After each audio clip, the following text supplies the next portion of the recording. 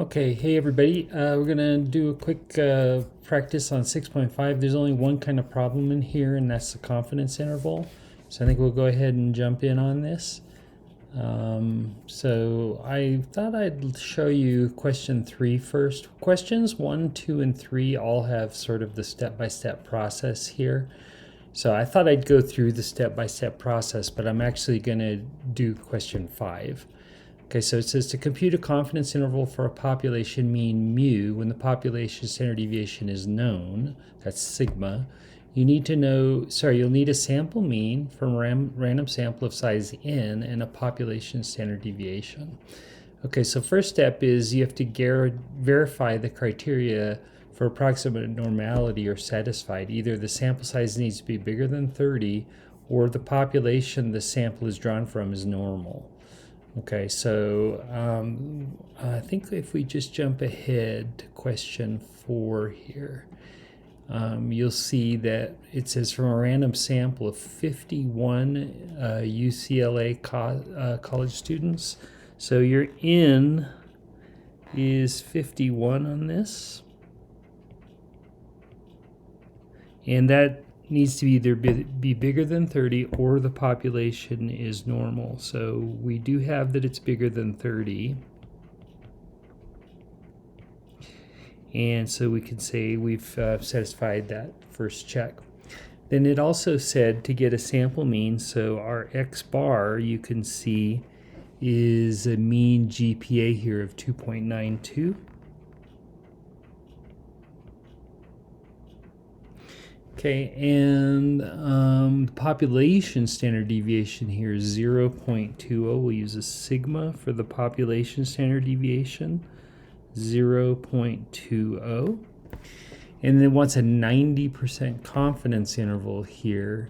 So our confidence level is 0.90 and our alpha is 1 minus 0.90, which is 10%. 0.10. Okay, so we got all that info. Let me go back to question 3 from there. So once you have all of that, second step here is you look up your z alpha over 2. We'll get that next. That's the bottom row of table A2 here. So let me just slide up real quick with a 10% alpha. We'll go to our z alpha over 2 value here. So again, our alpha is 0.10, but it's got to be under 2 tails, so that's right here. And we just go all the way to the bottom row for the z alpha over 2. And what do we have? Looks like 1.645 for our z alpha over 2. So let's go ahead and put that down.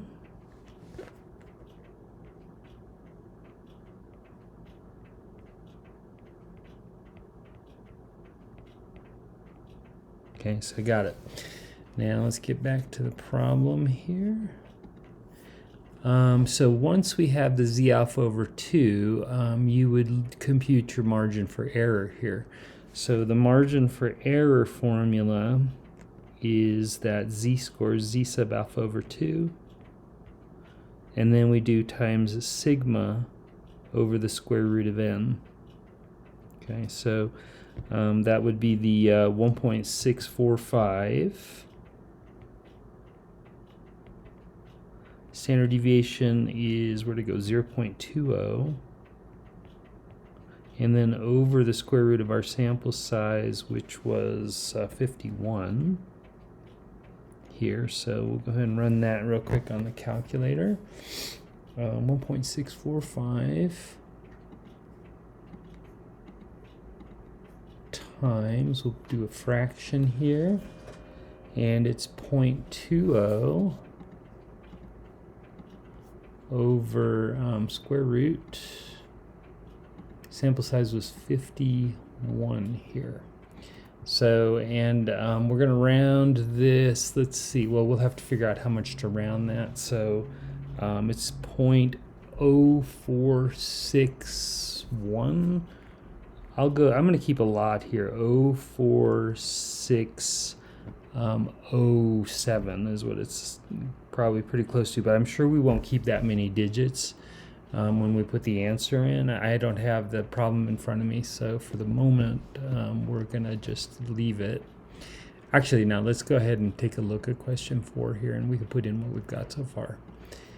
Okay, so from a random sample of 51 UCLA college students, a mean GPA of 2.92 is observed. With this population standard deviation of 0.20, we want a 90% confidence interval for the mean GPA. Okay, so are the criteria for normality satisfied? They are, but it's because the sample size here is bigger than 30. Okay, we're good there. And then our alpha we did was 0.10. The z alpha over 2 here was the 1.645.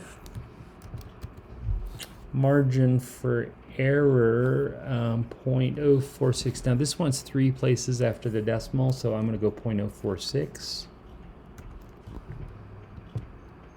And then for our confidence interval limits, so I think we can do that over here. So the limits, or the endpoints of the interval, I think is what we call them.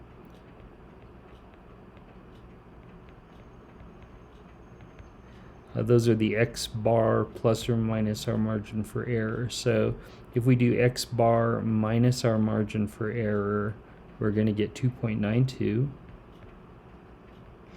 And then, yeah, we rounded our margin for error to 0.046 here. So we'll subtract 0.046.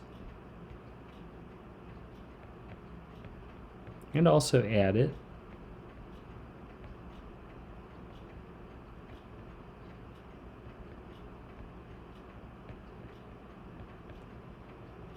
Okay, so just real quick here.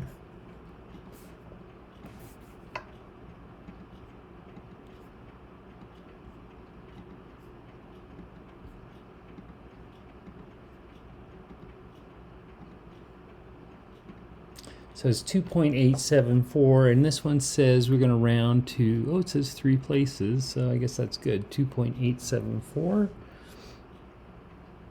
Just one moment, I'm going to shrink this a little.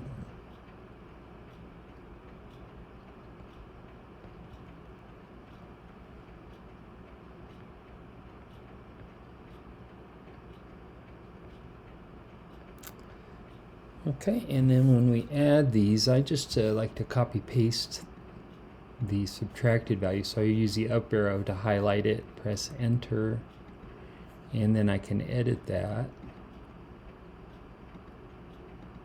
I just type over what I want to change, and so it's 2.966. Okay, so, and again, 3 places, so these are fine. 2.874. The upper limit, 2.966. And so those are the limits for our confidence interval, 2.874 to 2.966. Okay, and we'll just check everything here. It looks good. And then we just talked about how confident we are. It's not a question of chance or probability. It's just what we don't know. So we're 90% sure, which means we're 10% unsure here. 90% confident that the mean GPA at UCLA is between these 2 numbers that we just worked out. And that's really the only kind of problem in this homework section, so I think we'll just leave it at that, and best of luck to you all.